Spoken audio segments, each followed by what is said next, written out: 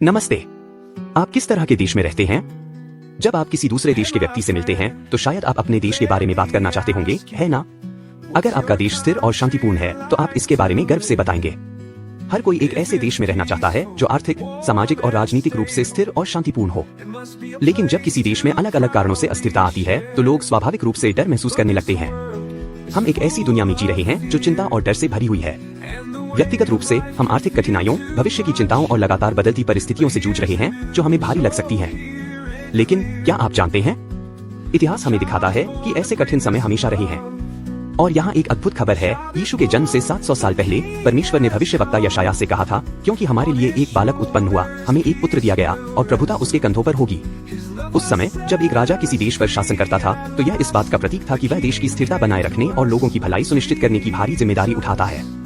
लोग ऐसे राजा की प्रतीक्षा कर रहे थे और परमेश्वर ने वादा किया कि ऐसा राजा आएगा, लेकिन वह एक बालक के रूप में आएगा। क्या यह आश्चर्यजनक नहीं है? वह बालक यीशु है। यीशु केवल एक साधारण राजा नहीं है, वह अनंत राजा हैं जो हमारे दिलों, विचारों, भावनाओं, इच्छाओं, हमारे पूरे जीवन पर शासन करते हैं। उनका शासन हमें दबाने के लिए नहीं है, बल्कि हमें स्वतंत्रता देने के लिए है। वह डर नहीं लाते बल्कि शांति लाते हैं और वह हमेशा हमें प्रेम से मार्गदर्शन करते हैं। क्रिसमस का सबसे बड़ा उपहार यीशु हैं जो परमेश्वर ने हमें दिया है। जब हम उन्हें अपने दिलों और जीवन में स्वीकार करते हैं तो हम बड़ी खुशी और अद्भुत आनंद का अनुभव करते हैं।